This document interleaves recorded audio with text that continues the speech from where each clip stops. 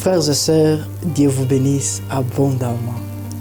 Nous voici encore aujourd'hui où nous parlons d'un sujet très délicat et qui est vital pour tout un chacun de nous, surtout nous qui croyons en Jésus-Christ.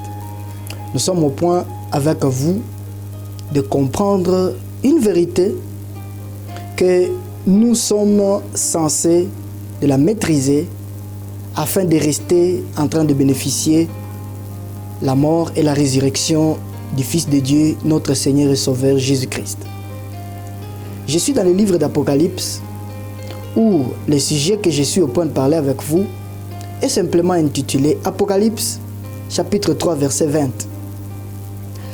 Apocalypse chapitre 3 verset 20, la Bible nous dit que Jésus ou le Seigneur s'adressant à l'église de Laodicée, il dit, voici je suis à la porte et je frappe. Si quelqu'un entend la voix ou ma voix, ouvre la porte, j'entrerai, je mangerai avec lui et lui avec moi. Jésus-Christ à la porte.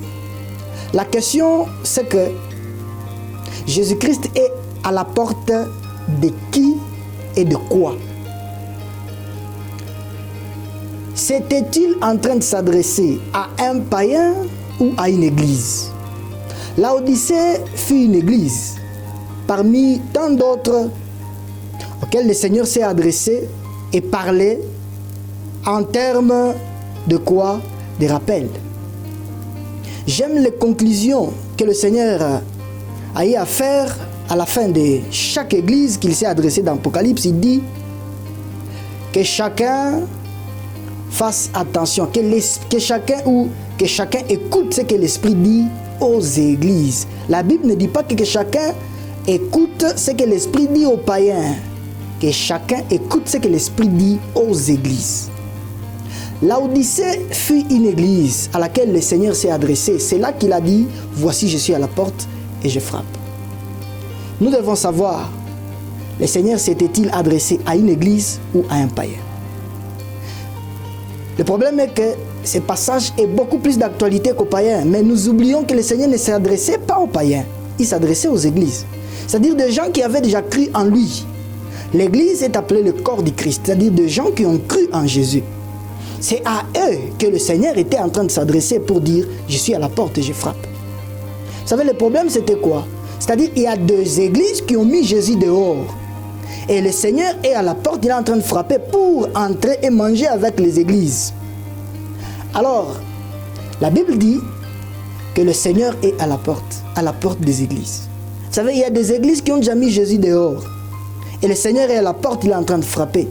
Si les églises ouvrent, Jésus-Christ entrera et il continuera à manger avec eux. Alors, mon frère, ma soeur, chers serviteurs et servantes de Dieu, la simple des questions que nous devons nous poser est celle de savoir, Jésus-Christ est-il dans nos églises ou est-il dehors en train de frapper? Jésus-Christ est à la porte de toute église où on ne parle pas de lui, mais on glorifie les démons. Jésus-Christ est à la porte de toute église où on parle moins de lui, mais on parle plus du diable, on parle plus des hommes. Vous savez, il y a des églises où Jésus-Christ est dehors, c'est les hommes qui sont dans l'église et ils sont les propriétaires de ces églises. Jésus-Christ est à la porte en train de frapper à ton église, chers serviteurs et servantes de Dieu. Il est en train de frapper parce qu'il veut manger avec vous dans cette église. Parce que la nourriture des brebis, c'est Jésus-Christ. Mais la nourriture des loups, c'est tout ce qui ne concerne pas Jésus-Christ. Vous savez, il y a des gens, comme j'aime le dire, il y a des gens dans nos églises qui n'aiment pas, ils n'aiment absolument pas entendre parler de Jésus. Quand on parle de Jésus-Christ, ils disent non, nous sommes fatigués. Nous sommes fatigués de la longueur de vos prédications. Nous voulons voir la puissance de Dieu. Or, l'apôtre Paul a dit que la puissance de Dieu, c'est d'annoncer l'évangile de la croix. C'est d'annoncer la puissance de Dieu. C'est d'annoncer l'œuvre de la croix. C'est ça la puissance de Dieu pour le salut de quiconque croit. Aimables frères et sœurs, chers serviteurs de Dieu, chers servantes de Dieu, nous faisons l'œuvre de Dieu, gloire au Seigneur. Mais sommes-nous en train de recevoir Jésus à la porte, en train de frapper, ou est-il dans l'église? Jésus-Christ est dans cette église où on enseigne aux gens l'œuvre de la croix, où on glorifie ce qu'il a fait pour nous à la croix, où on dit aux gens que ce qu'il a fait suffit, il n'y a pas à ajouter. Nous devons que croire en ce qu'il a fait. Frères et sœurs, Jésus-Christ est à la porte. Il est à la porte des ministères apostoliques. Il est à la porte des ministères évangéliques, des ministères pastoraux. Il est à la porte des ministères prophétiques. Il est à la porte des ministères doctoraux, en train de frapper. Et celui-là qui ouvre la porte, c'est celui-là qui accepte à ce que Jésus-Christ prenne le devant et que le nom de la personne, le nom de l'œuvre du diable ou la gloire de l'œuvre du diable soit mis dehors, voilà j'y arrive, et que le nom de Jésus-Christ seul soit glorifié. Le problème est qu'aujourd'hui, nos ministères font en sorte que les gens qui viennent suivre Jésus soient en train de nous recevoir nous au lieu de recevoir Jésus, soient en train de nous voir nous au lieu de voir Jésus. Cela est arrivé avec un fils de David.